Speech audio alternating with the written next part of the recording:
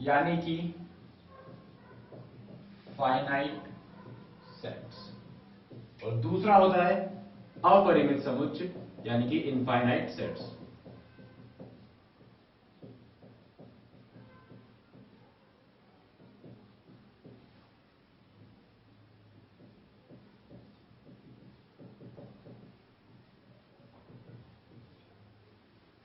तो ऐसे समुच्चय जिनमें हमारे पास सभी संख्याएं लिखी जा सकें, जिसमें हम दर्शा सके उस पूरे समुच्चय को एक ही बार में, वो होगा परिमित समुच्चय, वरना वो एक अपरिमित समुच्चय होगा। कैसे? अगर हमें एक परिमित समुच्चय का उदाहरण लेना है तो 1 2 3 4 ये परिमित है, क्योंकि इसमें हम हर एक इसके एलिमेंट को देख सकते हैं। लेकिन अगर हम लिखें कि -∞ से लेकर ये 0 तक चलता है और फिर से +∞ पहुंच जाता है, तो ये एक अपरिमित समुच्चय होगा। या हम लिखें कि n एक अपरिमित समुच्चय है, क्योंकि हम नहीं जानते कि उसमें हमें कितने प्राकृत संख्याएं इसमें होती हैं, क्योंकि प्राकृत संख्याएं हमें नहीं पता कितनी हो सकती है। प्राकृत संख्याएं 100 200 300 और अनंत तक जा सकती है, इसलिए वो एक अपरिमित समुच्चय होगा।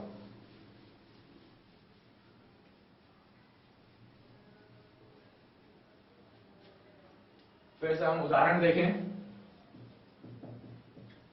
यह उदाहरण कहता है कि A एक समुच्चय है जो कि कुछ इस तरीके से दिया जाता है। एक समुच्चय A जो परिभाषित है x, और यहां पे x परिभाषित किया जाता है x² - 5x + 6 से, और ये कहता है कि x बिलोंग करता है z से यानी कि पूर्णांकों से। तो एक ऐसा पूर्णांक जो इस इक्वेशन को, ये है 5 = 0, इस इक्वेशन को संतुष्ट करे, वो हमारे उस सेट में आएगा। तो अगर हम 2 रखते हैं यहां पर, तो 2 4, 2 का स्क्वायर आएगा 4, x² - 5x + 6 में अगर हम 2 रखें तो 2 का स्क्वायर - 5 × 2 + 6 बराबर होता है 0, यानी कि इसको संतुष्ट करता है। इसके बाद x = 3 भी इसको संतुष्ट करता है, 4 नहीं करता, यानी कि 2 और 3 के अलावा ऐसी कोई संख्या नहीं है जो इसको संतुष्ट करती हो। तो हम लिखेंगे कि जो A हमारा समुच्चय है वो केवल 2 और 3 से परिभाषित होता है, इसमें केवल 2 और 3 है। तो ये एक परिमित या इनफाइनाइट सेट होगा।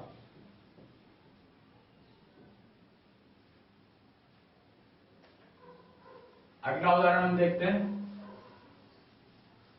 इस उदाहरण में हमें दिया गया है कि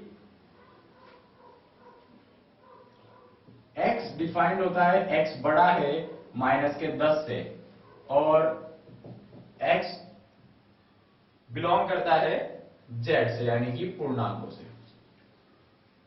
अब x बड़ा है -10 से, यानी कि अगर हम -10 से बड़ी संख्या लिखना चाहें तो -9, -8, -7, और ये अनंत तक चल सकता है। तो हमें नहीं पता कि -10 से कितनी संख्या हमें लिखनी है जो इससे बड़ी हो, तो वो एक अपरिमित रूप से चलता रहता है, इसलिए इस समुच्चय को हम एक अपरिमित समुच्चय कहेंगे।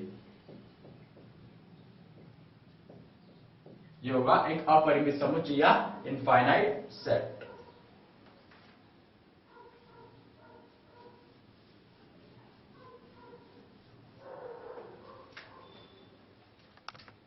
अब हम पढ़ते हैं उपसमुच्चय के बारे में, यानी कि सबसेट्स के बारे में।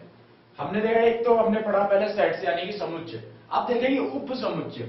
उपसमुच्चय क्या चीजें होती है? अगर हम ये कहें कि A एक सेट है, A कोई भी एक सेट है और एक दूसरा सेट है B,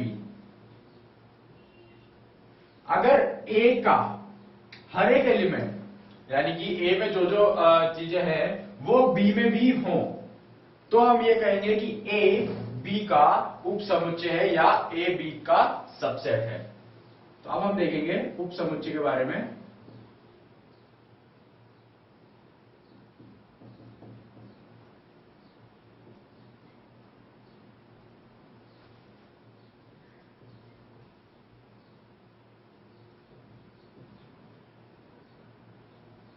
सबसेट्स जैसे कि अगर हम एक एग्जांपल लें कि ए एक सेट है 1 2 3 और बी एक सेट है 1 2 3 4 और 5 का। अब हम देख सकते हैं कि ए के हर एक एलिमेंट 1 2 और 3 बी में उपस्थित है, तो हम ये कह सकते हैं कि ए बी का उपसमुच्चय है। अब उपसमुच्चय